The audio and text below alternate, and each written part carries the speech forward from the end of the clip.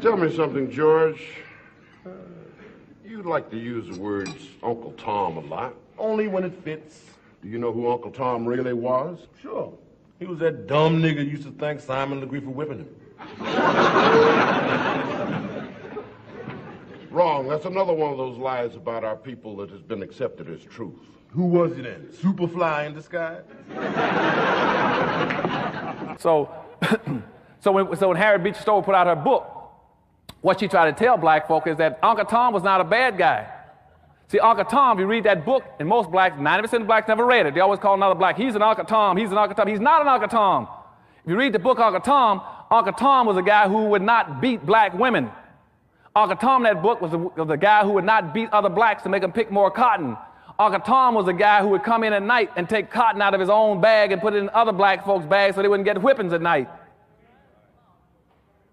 Uncle Tom was a guy who would not tell where black folk were hiding when they went across the river and they broke free as slaves.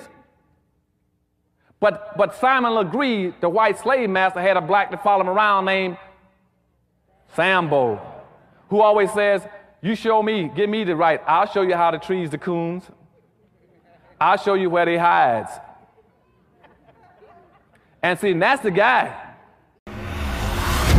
Josiah Henson was the little-known man behind one of the most notorious characters in history, Harriet Beecher Stowe's Uncle Tom.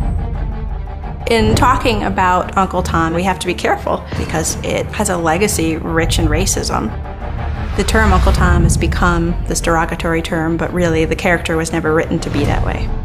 About 1852, a lady named Harriet Beecher Stowe wanted to write about it.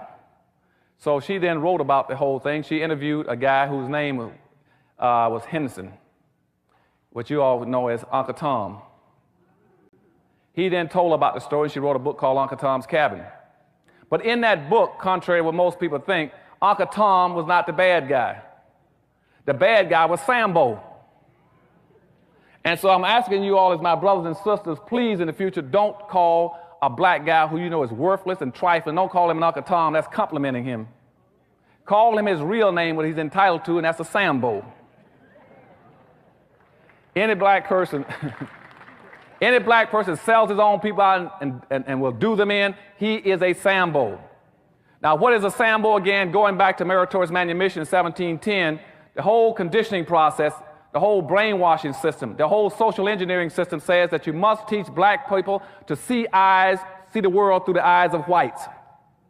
You must see everything through their eyes. You must accept their values, their superiority, whatever they think and feel, and that way we got you contained. And that's why when you see somebody like Colin Powell running for office, they say, well, you can run for office if you see the things the way we want to see them. If you want to be conservative, you can run for office. If you want to place a lot of importance on abortion, you can run for office. If you want to talk about being anti-taxing, you can run for office, which means if you see things the way we see them as a black person, you're safe. You're acceptable. And if you don't want to do that way, then become an athlete or an entertainer. So therefore, you identify with the rest of those blacks in the country. You stay away from them. They're bad. And you start going out and you try to go get a penny out of an athlete and entertainer, do something for the black community. They're going to do it. Their advisors won't let them do it. The agents won't do it. Their promotion people won't let them do it. They're going to identify with your community because, again, they have now already died and gone to heaven. Okay, so when Harriet Beecher Stowe put out her book, what she tried to tell black folk is that Uncle Tom was not a bad guy. See, Uncle Tom, if you read that book, and most blacks, 90% of blacks never read it. They always call another black, he's an Uncle Tom, he's an Uncle Tom. He's not an Uncle Tom. If you read the book Uncle Tom was a guy who would not beat black women. Uncle Tom in that book was a guy who would not beat other blacks to make them pick more cotton. Uncle Tom was a guy who would come in at night and take cotton out of his own bag and put it in other black folks' bags so they wouldn't get whippings at night. Uncle Tom was a guy who would not tell where black folk were hiding when they went across the river and they broke free as slaves. But Simon Legree, the white slave master, had a black to follow him around named Sambo, who always says, you show me, give me the right, I'll show you how to trees the coons. I'll show you where they hides. And see, that's the guy. See, his role responsibility was going back to meritorious manumission. I told you about where you got to protect white folks' property and protect their wealth. He says, I will protect it and find it for you. And that's why you read in the the movies and books that came out after Uncle Tom, you always had a black guy, a black slave, was running down the road saying, Master, master, here comes the army, let's hide our silver and gold.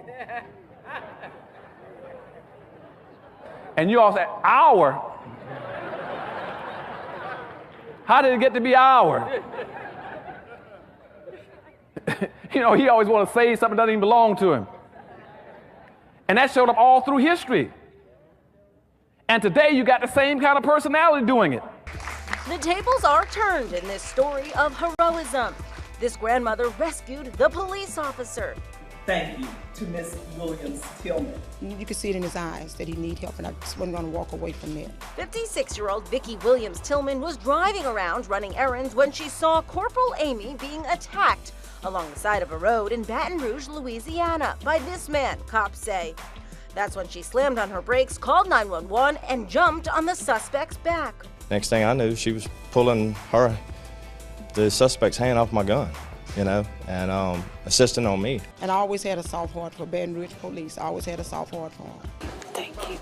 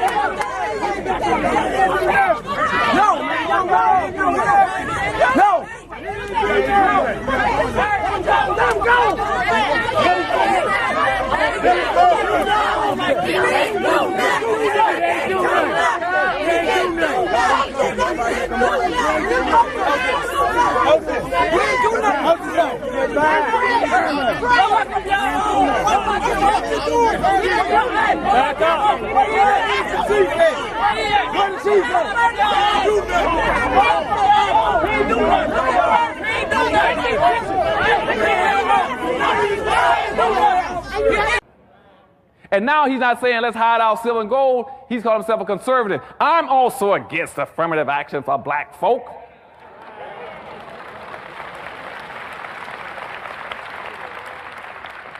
I'm against quotas. I'm against preferential treatment. Even had one running around talking about he wanted to pass a law to stop black folk from discriminating against whites. You still got that kind of personality that always wants to protect something, protect the strong. You always got that kind of Sambo personality. And nowadays, the best way to get rich is to say, I'm going to protect that master's gold and silver, and I'm going to be against them black folk. I guarantee I can get you a radio talk show. I can get you a television show. I can even get you an appointment to the Supreme Court. Okay? Uncle Tom's Cabin was a massive global success. It sold over 1 million copies in its first year in print and became the best-selling novel of the century. It was used to put a face to slavery. And it really opened people's eyes to the plight of these blacks, being seen as property, being treated as animals. It not only balloons up in sales, but there's also a negative reaction to it. And then the controversy begins, where people are criticizing the book, saying, how can this be? Blacks being whipped and beaten and tortured, it just can't be. Harriet Beecher Stowe pushed back by publishing a giant book of all her sources called The Key to Uncle Tom's Cabin. On page 26 and 27, she talks about Josiah Henson. Henson's life story was integral to Uncle Tom's Cabin. After more than a century of racism and tens of millions of copies in print, everyone has heard of Uncle Tom. But how have we never heard of Josiah Henson? How has history forgotten this man? From that time to the present, I have been called Uncle Tom, and I feel proud of the title. If my humble words in any way inspired that gifted lady to write, I have not lived in vain, for I believe her book was the beginning of the glorious end.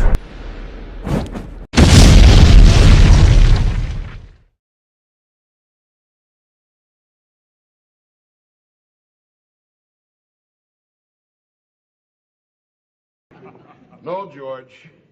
In real life, Uncle Tom was a slave named Josiah Henson, who escaped and walked all the way from Kentucky to Canada with his wife and children. And there he started the first manual training school for our people. How you know that? I read. Sometimes I listen. You could do the same thing. Huh? You heard of the Underground Railroad? Sure. Well, Josiah Henson helped 100 slaves escape up north even before there was an Underground Railroad. He was a brave man, a great leader. And I'll tell you something else, George. I'd never call you an Uncle Tom.